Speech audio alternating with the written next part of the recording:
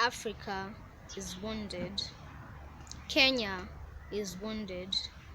You and I are wounded. Our politicians are wounded. Most of them were raised in poor families. That's why all they do is take, grab, and take some more. Our parents are wounded. Most of them were raised in strict families. That's why they chose the rule and control parenting system. Most of them were raised in poverty. That's why they always buy glasses and put them in store until a visitor decides to pass by. Our news anchors are wounded. That's why every time we hear the word news, it always triggers negative emotions in our hearts and minds. Our teachers are wounded. Most of them don't like their jobs or are underpaid. That's why every time they're always looking to strike and skip classes. Our farmers are wounded. That's why they'll contribute to manufacture what they will not consume in the end. Our police are wounded. That's why they're always brutal and violent towards citizens of the country instead of helping to reduce crime. And finally, our artists are wounded. That's why we're always looking to fight each other for platforms, to diss each other so that we can be able to make it. You are financially wounded, and others have called you stingy. But maybe you are not taught to give from childhood, so that's why you hold. And maybe you are scared of losing or lacking, that's why you hold and hold more. And he spends too much because he was once deprived, and now he wants to prove to people that he's well off, unlike before. And I am timid and fearful. I can't express myself because I was once put under authority and I couldn't express myself. It was too strict for me.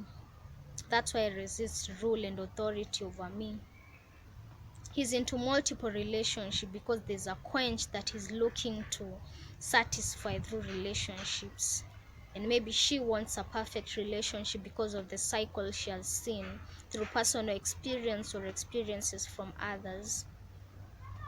And maybe you don't trust because you were once hurt and you were taught that human affection is not important.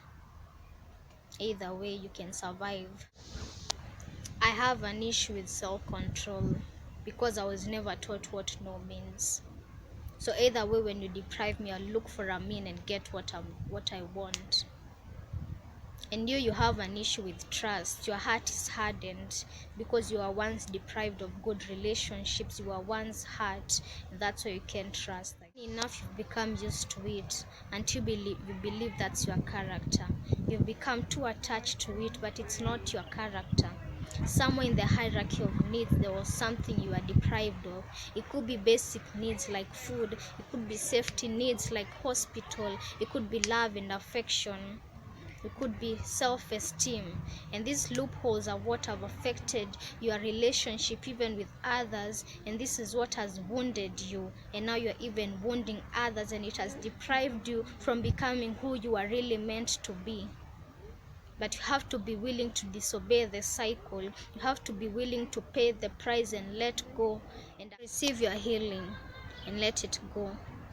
Let God affirm you once again.